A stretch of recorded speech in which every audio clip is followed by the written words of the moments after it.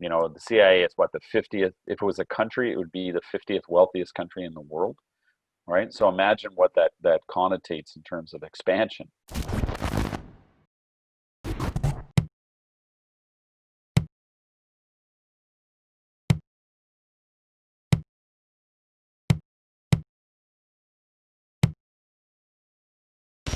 Spying itself has existed since ancient times, but not in the way it does today. In its early history, espionage was used in a military sense, to gain an advantage on the battlefield. Sun Tzu was an ancient Chinese philosopher who heavily influenced military thinking in Asia and beyond. His book, The Art of War, is still popular today. He wrote about spies and spying within war, revealing the different types of spies, from secret agents who infiltrate and steal information from the enemy, to disinformation agents who feed the enemy false information. But in modern times, intelligence agencies are not only focused on war. There's a whole host of applications, including fighting crime. And that crime doesn't even have to be particularly violent. It can be something like financial crime. To make sense of how espionage has evolved, we spoke to Arne Kislenko, a professor who teaches about espionage and who formerly worked as a senior officer with Canada Immigration in interrogations of potential national security risks.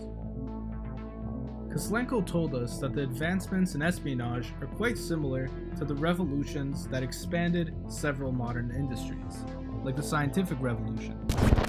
I think intelligence has gone through the same process. It's a revolution, not necessarily a good thing, but a revolution nonetheless.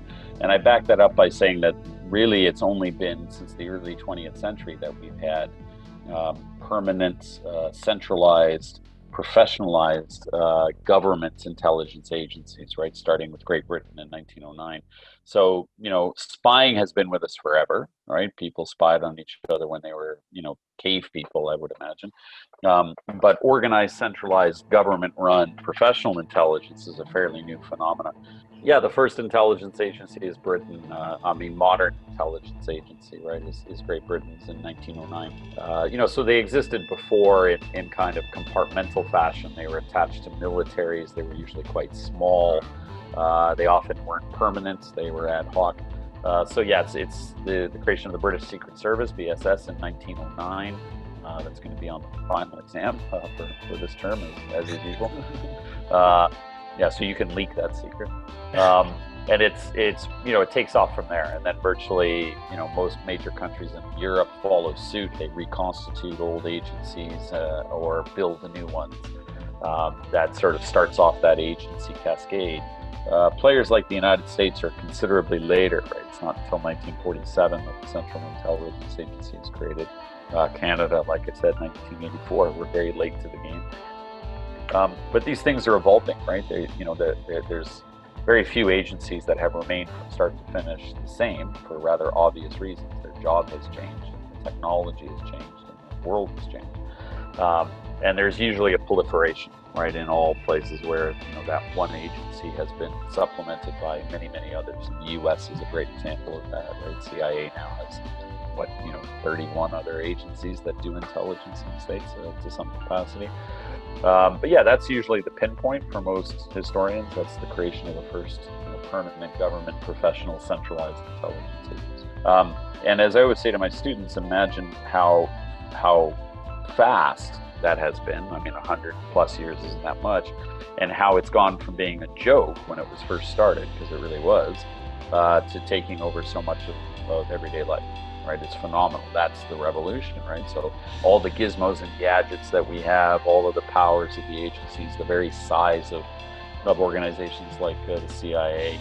The CIA is the 50th. If it was a country, it would be the 50th wealthiest country in the world, right? So imagine what that connotates in terms of expansion of its capacity, its budget, its mandate. That's a revolution. And then on top of that, even in my lifetime, not every country had an intelligence agency, and that's disappeared. I think every country on the planet has some sort of thing. So it's one of these in your face, maybe snuck up on us, but it's in your face. And I've said that to you a couple of times now, right? You've grown up in an era where you couldn't possibly, eliminate the securitization of everything you do, whereas I did. So in the last 30 years, we've still eliminated those last moments of sort of no security in your life kind of thing. There's always surveillance, there's always something. That's a big theme. And then within that, I also stress how in some parts of the world and at some times, that intelligence capacity has been used, in the most horrific of fashions, right? They've been the architects of tremendous repression and even of genocide. So Nazi Germany, the genocide of Nazi Germany was to a large degree conducted or operated by intelligence capacity. Soviet Union in the 1920s and 30s, frankly, throughout the Soviet Union. And so, intelligence has gone from the periphery of government to being at the center of government in a lot of ways, in some places, right? Not all places all the time, but in some places. And that's another big theme that I try to stress. And it's also become increasingly international.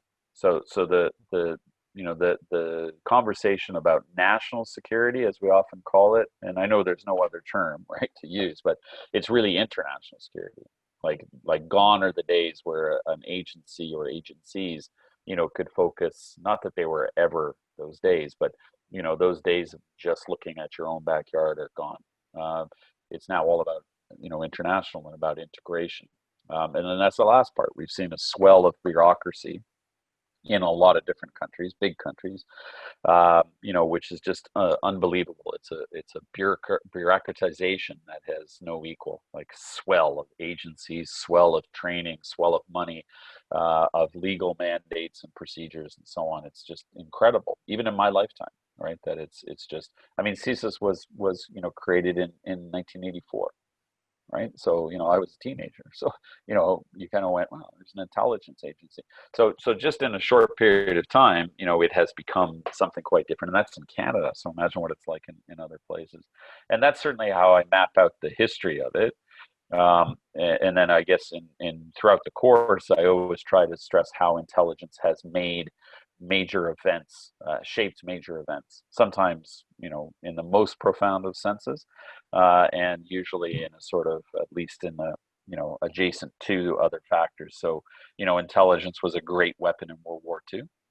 It wasn't why the Allies won, but it was extremely important to the Allied victory. In the Cold War, the Cold War was fought chiefly through intelligence, right? Because they had nuclear weapons and didn't want to fight each other tete-a-tete. So intelligence became their playground. And intelligence has given us, writ large, right? This idea of intelligence has become so invasive in our everyday lives that it's actually part of the economy.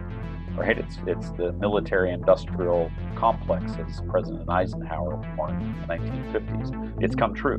So intelligence, again, writ large, some agencies more specifically, like the CIA, they have given us a lot of the gizmos and gadgets that we, use. Right, the internet, cell phones, microwave ovens. I have a laundry list of things I ask the students for in class. And it's remarkable how much of everything we take for granted had its origins in intelligence at some point, right, technologically speaking. But even beyond technology, right, how much it's shaped our lives through media, right, through public imagination, things like Bond films. How many damn TV shows are there about spies now, right? It's gripping in that sense.